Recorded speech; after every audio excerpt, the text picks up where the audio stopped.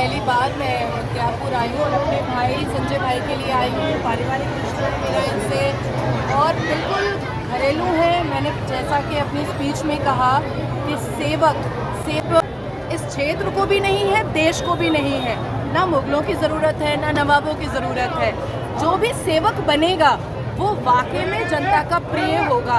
और संजय भैया गरीब घर से हैं, खटने कमाने वालों में से हैं। नवाबों की ज़िंदगी इन्होंने बचपन से देखी नहीं है, तो इन्हें पता है कि गरीबी का एहसास क्या होता है और गरीब के लिए करना क्या होता है। ये वो बहुत अच्छे से जानते हैं। बिहार में तेजस्वी जी कह रहे हैं कि उनकी सरकार बनने वाली है, महागठबंधन की सरकार बनने वाली है और हम सरकार बना चीर जा नहीं लगाती हूँ, उसको कहा जाता है, सम्मान दिया जाता है जो वाकई में सम्मान के काबिल होता है। यादव परिवार की बेटी को यादव परिवार ने नंगे सिर नंगे पैर रोड पर अंधेरी रात को अकेला छोड़ दिया और उसका बक्सा पिटारी भी उठा करके रोड पर ट्रक से भिजवा दिया। जो व्यक्ति, जो परिवार अपनी बहू को इज्जत नहीं दे सकता है, वो बिहार की बेटियों को इज्जत देगा, ये तो मैं मान ही नहीं सकती हूँ। मैं तो बिल्कुल नहीं मान सकती हूँ। अब आपने कहा कि जितने भी क्रिमिनल हैं उसको जेल में भेज देगा, तब तो फिर उनको अपना घर ही सबसे पहले देख लेना चाहिए।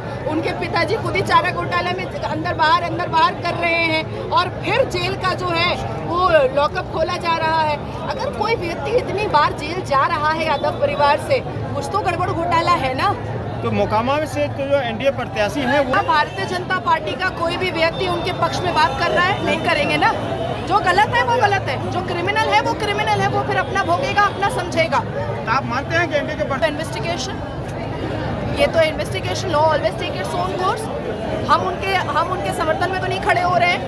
वो अपना कानूनी कार्रवाई है वो संभाल लें। अगर वो बिल्कुल सच्चे साबित होकर के सामने आएंगे तो फिर पार्टी के बड़े जो लोग हैं वो निर्णय लेंगे। लेकिन अभी आपने क्या उनके बारे में मेरे मुंह से तारीफ सुनी? नहीं। लेकिन यहाँ तो चोरों की टोली एक दूसरे की तारीफ कर रही है, यहाँ तो डकैतों की टोली एक दूसरे की तारीफ कर रही है। ये तो मानना पड़ेगा ना कि क्यों मानूं? मैं ये क्यों मानूं? हमारे प्रधानमंत्री ने नहीं कहा कि देश के संसाधनों पर मुसलमानों का हक है। हमारे प्रधानमंत्री ने कहा कि सब बराबर है। हमारे प्रधानमंत्री किसी एक समुदाय पर वो निर्भर नहीं कर रहे, वो पूरे भारत को अपना परिवार लेकर के चल रहे हैं। जितनी भी योजनाएं आई हैं उसमें ना जाति, ना धर्म, ना समुदाय, ना मजहब कुछ नहीं देखा गया है। प्रधानमंत्री का की योजना है और उसका हकदार प्रत्येक भारतवासी है। बिहार में महागठबंधन क्रम में है। राहुल चाचा गांधी क्या बोलते हैं कि ये छठ का ड्रामा जिसको करना है करो।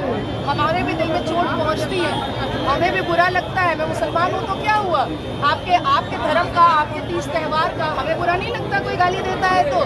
बहुत तकलीफ होती है कि वो जेन्यू पहन करके फोटो खिंचवाते हैं और इलेक्शन के वक्त में बरसाती मेंढक बन करके वो मंदिर जाते हैं और उसके बाद कहते हैं इतने बड़े बिहार के छठ के पर्व को, इतने पवित्र पर्व को वो कहते हैं ड्रामा। तो ये जो क्रिमिनल है वो क्रिमिनल है, वो कोर्ट तय करेगी। लेकिन शब्दों की वाणी और शब्दों की मर्यादा नहीं है इंडिया अलायंस को, इससे आप भी इनकार नहीं कर पाएंगे।